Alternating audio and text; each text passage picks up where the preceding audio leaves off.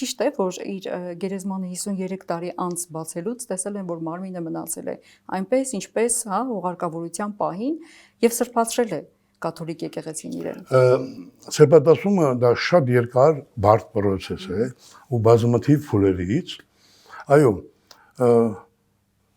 սեպտեմբերի ընդամենը տարի ու կես առաջ 24 թվականի սեպտեմբերին արտաշիրիմեցին ու տեղափոխեցին Բեյրութ իր կտակի համաձայն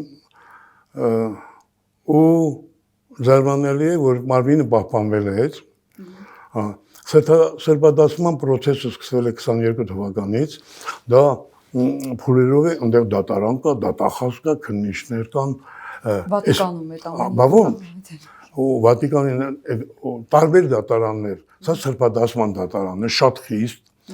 հետևում են, ով որ պետք է սրբադասվի, նրանք ամեն ինչ գիտեն նրա մասին, ինչպես բոլորիս մասին գիտի Վատիկանը։ Ու այսինչ թվին, այսինչ Կորեայում ելույթի ժամանակ այս նախադասությունը չպետք է ասես, սա չի կարող սրբադասվել։ Ստուգում են բոլոր փաստաթղթերը, անձնական կապերը, ամեն ինչ։ Առաջի փուլը Աստծո տառա պետք է համարվի, երկրորդը երանելի, երրորդը որ շատ